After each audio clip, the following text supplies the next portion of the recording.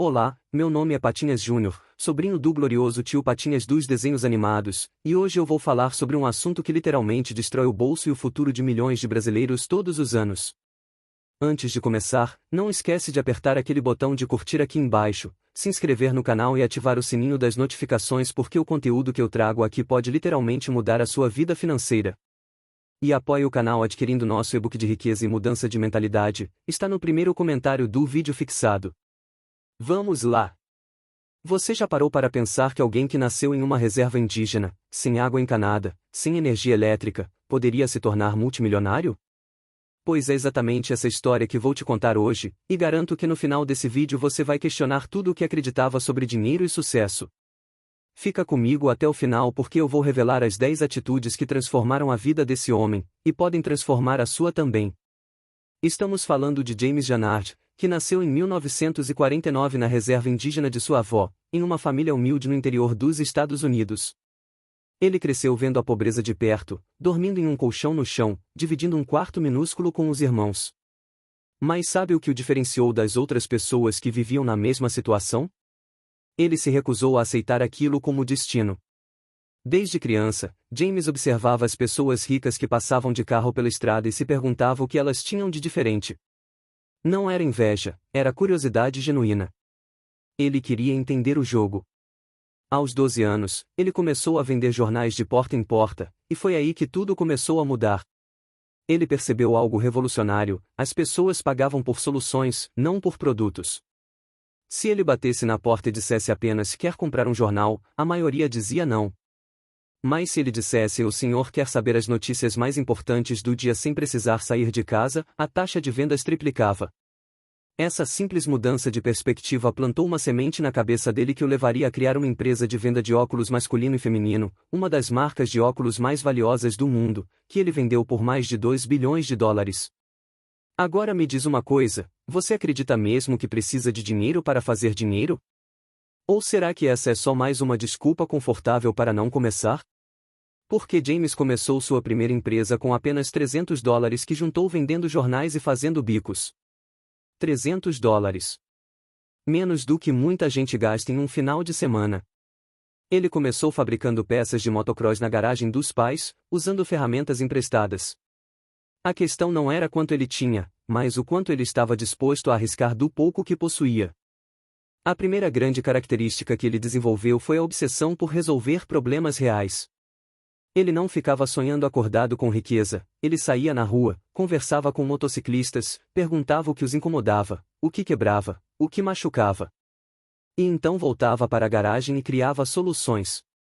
Enquanto todo mundo reclamava dos problemas, ele os transformava em oportunidades de negócio. Essa é a primeira lição: ricos enxergam problemas como portas de entrada para o dinheiro, pobres enxergam problemas como motivos para desistir.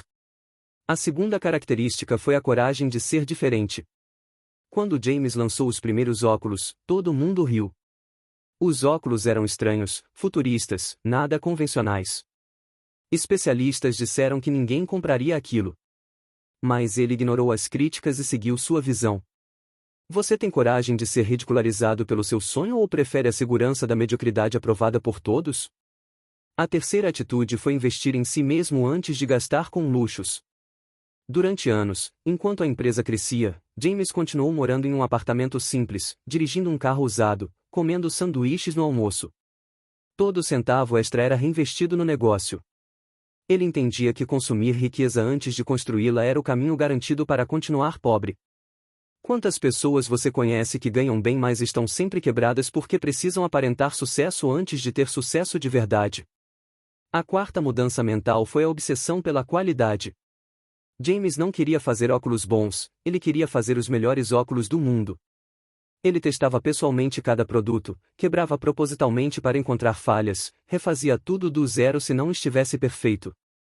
Essa busca pela excelência fez com que atletas olímpicos e militares de elite procurassem seus óculos.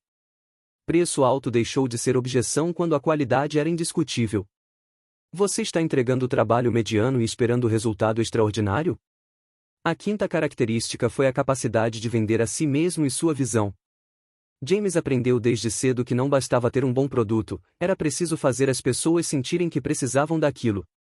Ele ia pessoalmente em competições esportivas, dava óculos para atletas, criava bus, contava histórias. Ele transformou o óculos em símbolo de status e performance. Você sabe vender sua ideia ou fica esperando que os outros descubram seu valor por mágica? A sexta atitude foi cercar-se de pessoas melhores que ele. Conforme a empresa crescia, James contratou engenheiros mais talentosos, designers mais criativos e vendedores mais persuasivos.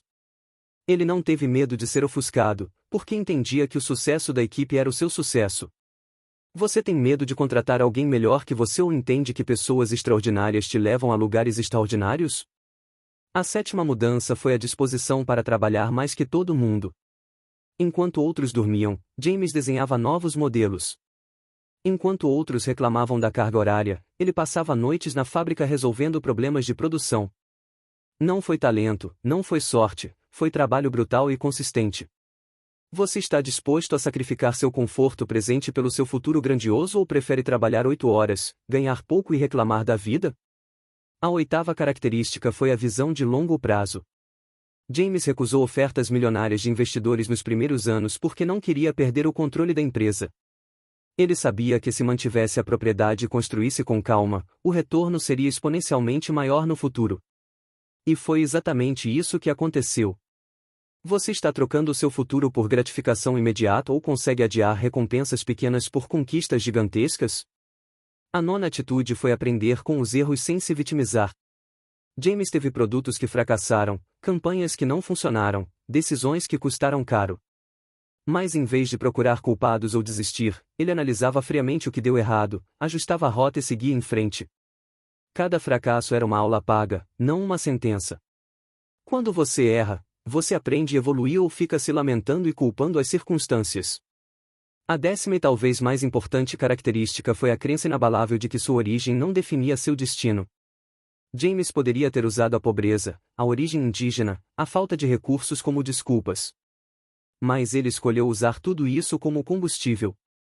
Ele provou para si mesmo e para o mundo que não importa onde você nasceu, importa onde você decide chegar e o quanto você está disposto a pagar por isso.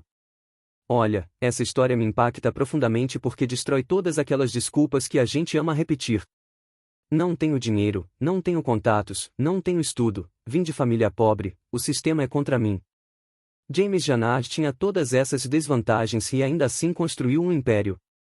A diferença não estava nas circunstâncias, estava na mentalidade e na ação. Então agora eu quero saber de você, qual dessas 10 características você mais precisa desenvolver na sua vida? Qual desses ensinamentos tocou mais fundo?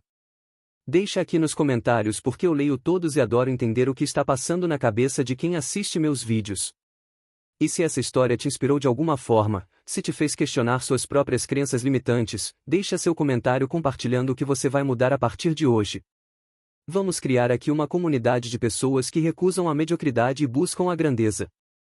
Comenta aí embaixo, eu tô esperando.